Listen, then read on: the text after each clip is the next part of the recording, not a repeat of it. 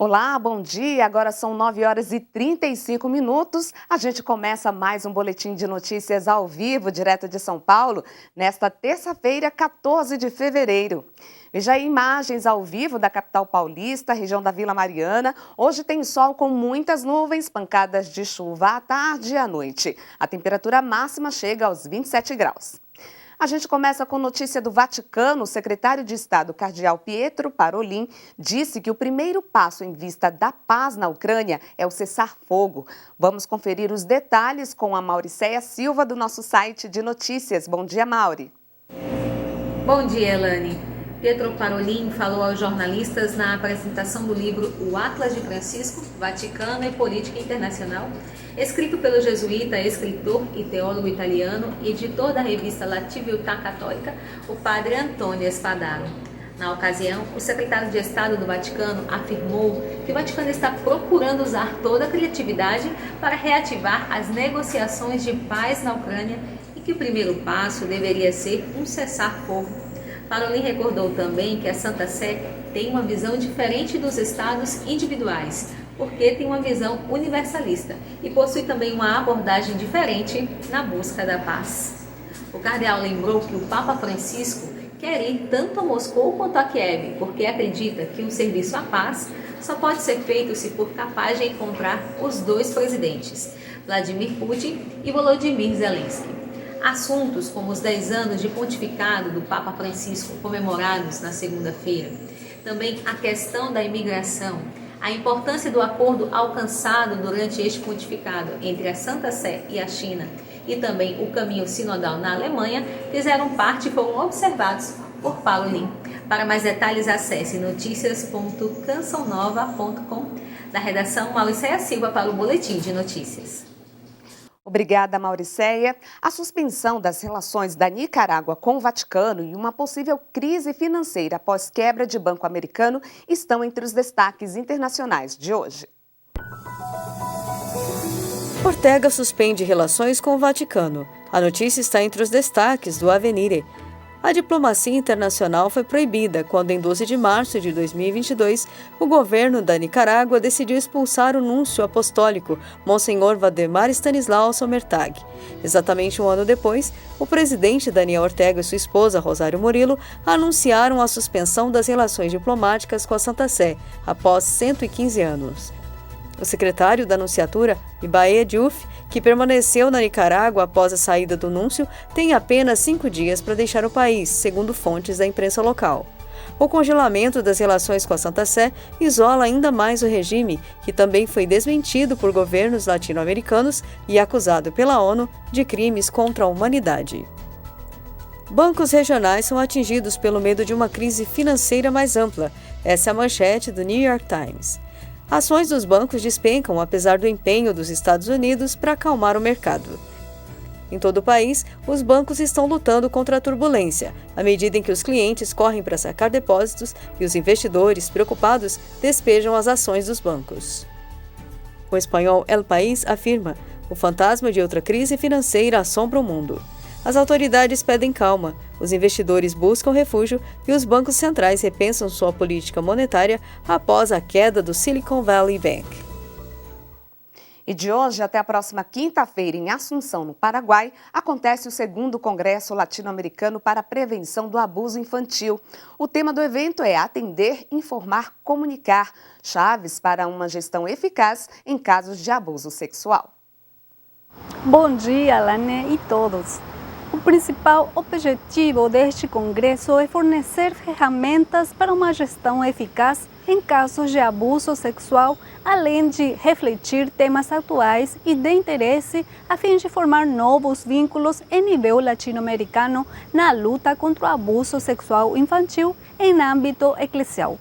Este evento conta com a participação da Pontifícia Comissão para a Tutela dos Menores, presidida pelo cardeal Sean O'Malley, a Conferência Episcopal Paraguaia, a Universidade Católica Nuestra Senhora de la Asunción e o Conselho para a Proteção de Menores da América Latina. Estamos celebrando este congresso sobre um tema que é muito importante. Ela reuniu todos os presidentes das conferências episcopais no mundo inteiro, para estar seguro que todos os bispos se dêem conta da nossa responsabilidade tão grande de proteger as crianças. De Assunção, no Paraguai, Luz Torres para o Boletim de Notícias.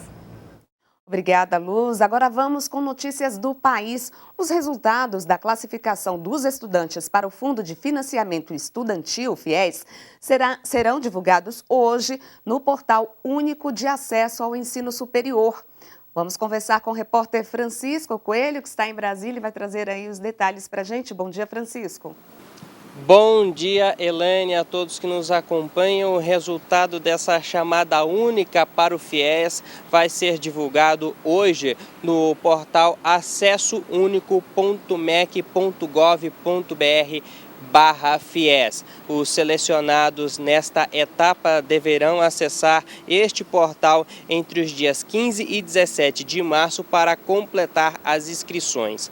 Quem não for selecionado nesta primeira etapa de chamada única será automaticamente incluído à lista de espera e vai concorrer às vagas que não foram preenchidas na chamada única do primeiro semestre. Essa etapa terá os selecionados entre os dias 21 de março e 18 de maio. E agora, mudando de assunto, morreu ontem o ex-ministro Eliseu Padilha. Ele estava internado em um hospital em Porto Alegre. Estava tratando de um câncer descoberto há cerca de um mês. Eliseu Padilha tinha 77 anos, foi deputado federal e ministro dos governos Fernando Henrique Cardoso, Dilma Rousseff e Michel Temer. Eliseu Padilha terá o seu velório amanhã no Palácio Piratini, sede do governo gaúcho. Eu volto com você nos estúdios. Obrigada, Francisco, pelas informações. E deve ter chuva forte nas regiões norte e nordeste do país e há risco de transtornos. Veja os detalhes na previsão do tempo. No sul, a chuva se espalha por todas as regiões do Rio Grande do Sul e reforça as instabilidades em Santa Catarina e no Paraná. Chuva forte e volumosa nas regiões metropolitanas de Florianópolis e Curitiba, com alto potencial para causar transtornos. Em grande parte do Sudeste, tem formação de nuvens carregadas. Há risco de temporais localizados e fortes pancadas de chuva são esperadas para São Paulo, Rio de Janeiro e Espírito Santo. Ao longo do dia, as instabilidades predominam em toda a região do Centro-Oeste. A chuva vem a qualquer momento, acompanhada por temporais e raios. O ar seco ganha força entre o norte do Amazonas, do Pará e em Roraima, bloqueando a formação de nuvens carregadas. Na região, o sol brilha forte em todas as áreas do dia. Ainda há condições de fortes temporais nas demais áreas. Mais um dia de muita chuva e temporais em toda a costa do Nordeste. A previsão é de acumulados altos e pancadas fortes de chuva que podem causar transtornos em diversos municípios. O tempo fica firme no sul da Bahia. Bom, agora a gente vai conhecer um projeto aqui de São Paulo que oferece casas modulares para quem antes morava nas ruas. É o chamado Vila Reencontro. A repórter Aline Messo está em um desses locais, lá no Vale do Anhangabaú, aqui em São Paulo, e tem mais detalhes para a gente. Bom dia, Aline.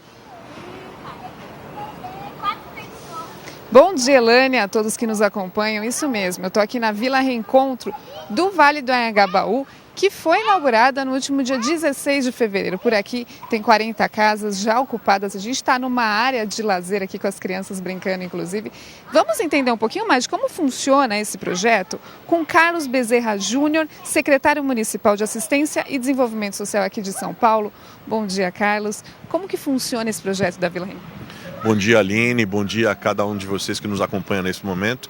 Isso é um projeto inédito, inovador, no sentido de trazer um patamar de dignidade completamente diferenciado para a população em situação de rua. E como é que isso é feito?